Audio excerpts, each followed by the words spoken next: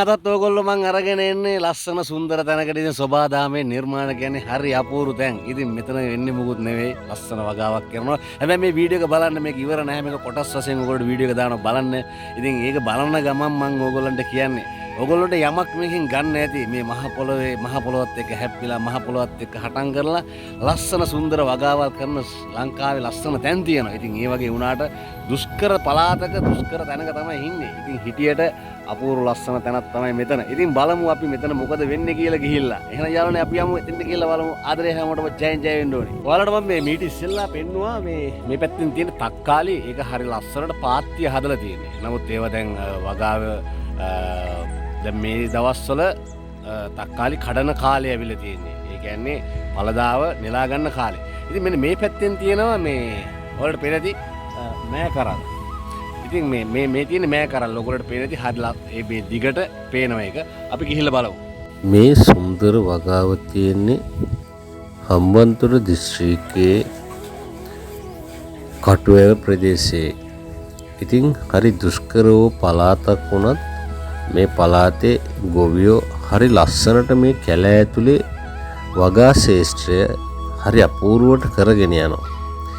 ඉතින් මම මේ වීඩියෝ වලින් ඔයාලට හුඟක් වෙලාවට හුදෙක් අයට මම පෙන්වන්නේ මේ දුෂ්කර වූ පළාතක් වුණත් වැව් අමුණු වලින් පිරීච්ච රාජ්‍යයක් වශයෙන් මේ ලස්සන වගාවල් කරගෙන යනවා. අපිට හිතා ගන්න බැරි විදියට මේ දැක්කේ අඹරැල්ලා. ඉතින් මේ පේන්නේ ඕගොල්ලන්ට මෑ කරල්. හරි ලස්සනට. ඉතින් ගිහිල්ලා බලමු ඊළඟට මොකද්ද බලන්න පුළුවන් කියලා.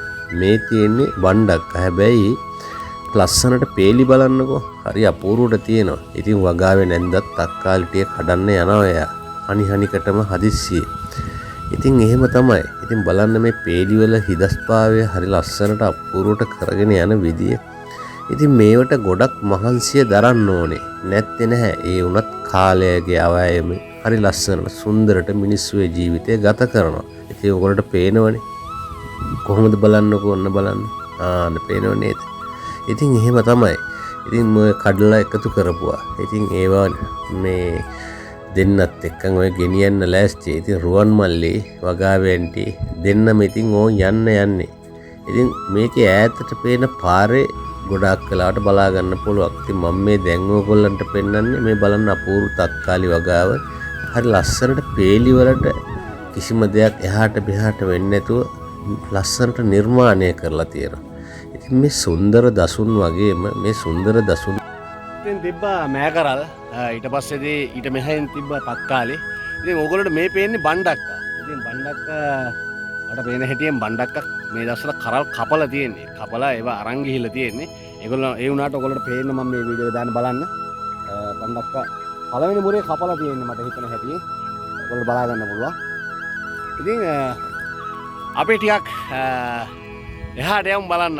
හරි සුන්දර ලස්සන තැනක් මේක. මේක තියෙන කටුවේ පාරයිනේ. ඉතින් ඒක මම ඉස්සෙල්ලා වීඩියෝ එක දැම්ම ඔයගොල්ලෝ බලා ගන්නත් පුළුවන් ඇති. ඉතින් ඔයගොල්ලෝ බලන්න. ඔයගොල්ලන්ට ගන්න ගොඩාක් දේවල් මේකේ තියෙනවා. ඉතින් එහෙම තමයි.